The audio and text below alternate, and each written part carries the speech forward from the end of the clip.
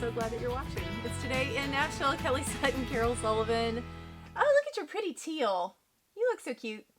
Thank you. Yeah, I feel formal today. I'm here at my kitchen table, and today on the show is a hot topic. It's about connecting to others through the power of writing. Yes, we're talking pen and paper, writing letters, corresponding, letting people know you care by putting a stamp on I write. I know.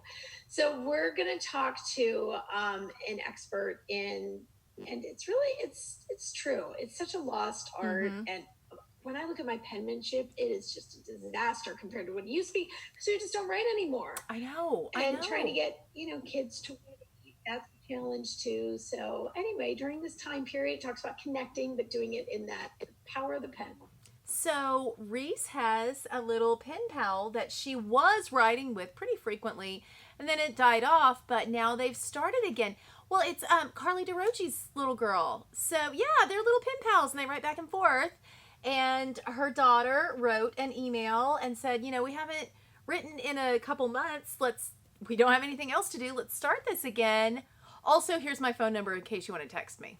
I gotta be honest, that whole pen pal concept, that was big when I was in like 4th grade. They were like, you're gonna have a pen pal. And I'm pretty sure that I ended those relationships really quickly. Okay, so that brings up out like 2 letters. This brings up a great point. Do you journal at all? I have seen so many things that have come out lately that said, we really should be journaling what's happening right now. Number one, because it helps you kind of just dump it on a piece of paper, like whatever's happening. But then secondly, like we are living in such a weird period of time, it will become like a time capsule for great grandkids or whatever. Like, oh, they lived through 2020. That was a crazy time. I'm horrible at it. I started at quarantine and I got like 3 pages and that was it. Okay, well, one, I completely agree with the concept. I think it's great. And this is a historic time. Our kids during the school year, my husband was really good about making sure that they wrote in their journal every day. I'm not quite sure if we look back on those journals that we get this great historical insight as opposed to I hate journaling being written in the journal, but there might be a few golden nuggets here or there. However, when you say we put all of our emotions onto the paper, that's what keeps me from journaling to begin with. I don't need to put all my on black and white paper. Now, back in my early days, I used to write, with my 20s, I used to write journals all the time. I'd sit and I'd write.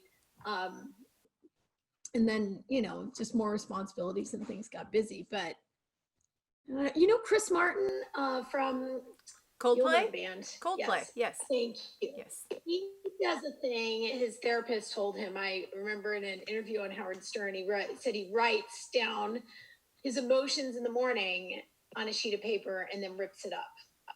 So that way it's not, not around. That's kind of good. That's healthy. That's very healthy. Interesting.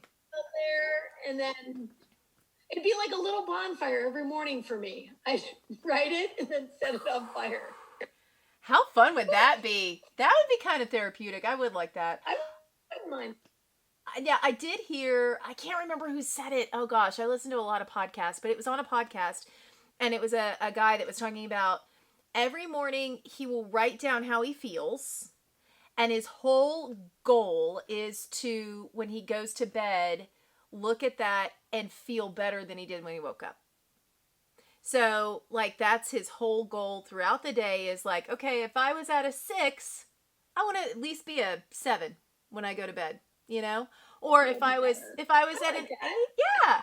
And even if he wasn't, even if he doesn't hit that goal that day, he still writes it down and it's like, you know what? I woke up at a 7 and then I came home and then a lot of stuff, I was down to a 4.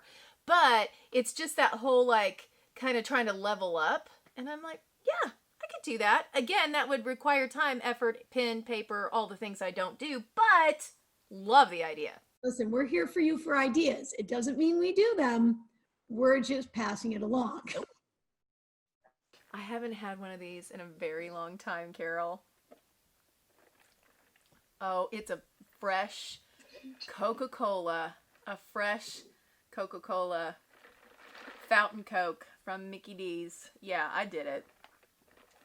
Haven't had one in a long time. Not diet. Straight up real Coca-Cola? Fully loaded, sis. Yep. I was like, I want sugar.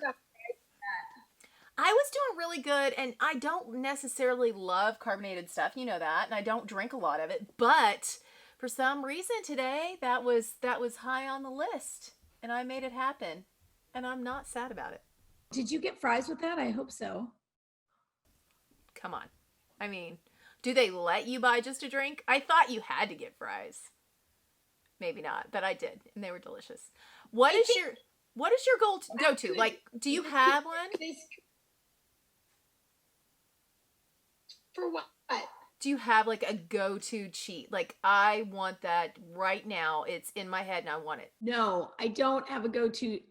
There's too many. I could never pick one. It's like picking a favorite child. I could never do that with food. However, there are certain seasons, like football season, it would be a big, huge plate of wonderful nachos. And I mean like meat and jalapenos and cheese and sour cream and that would be that. But right now I'm not in that season. So, just depends. What season are we in, really? Do we know? Who knows? If you ask me what day it is, I always have to really think hard. I'll be like, should our kids be in school today? I don't know.